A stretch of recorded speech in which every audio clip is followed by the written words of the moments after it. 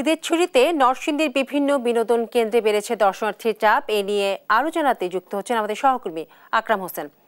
আকরাম, দর্শনার্থীদের উপস্থিতি কেমন দেখছেন এবং তাদের জন্য নিরাপত্তা ব্যবস্থা কি করা হয়েছে?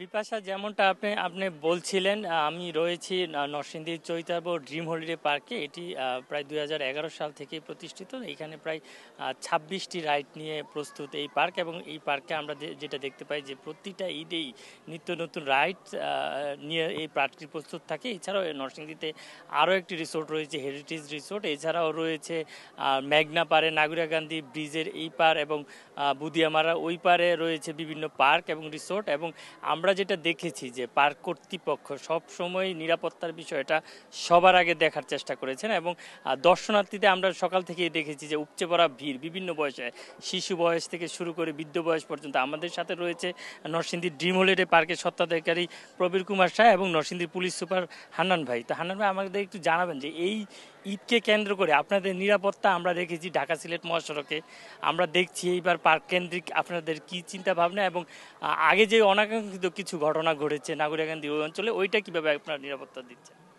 জি, পার্ক বাংলাদেশের অন্যতম সেরা একটি পার্ক।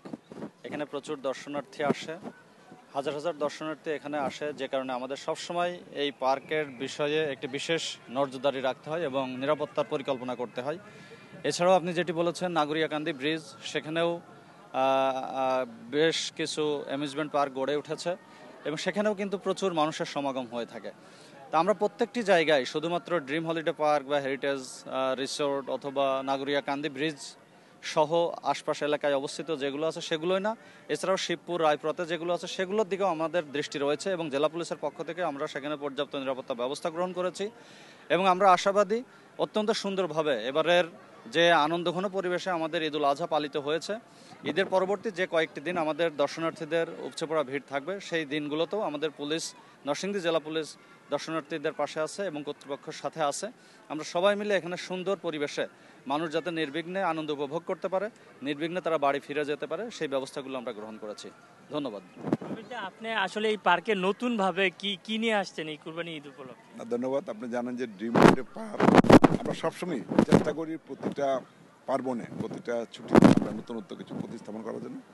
এই বছরও তার ব্যতিক্রম ঘটে নেই। আপনি জানেন যে আমরা এই পার্কে শুধু আমাদের দেশের দর্শনার্থী না, এখানে তো বাইরের দর্শনার্থীও বেশ কিছু আসে, বিশেষ করে আমাদের পার্শ্ববর্তী দেশ ভারত, চায়না, আফ্রিকান, এবং আপনি জানেন যে কাশ্মীরের অনেক স্টুডেন্ট উত্তরাতে পড়াশোনা করে ওরা মেডিকেলে, ওরাও কিন্তু মাঝে মাঝে গ্রুপে আসে। তো সেই দিকটা বিবেচনা করে আমাদের মাননীয় পুলিশ সুপার মহোদয় তো বললেন নিরাপত্তার বিষয়টা।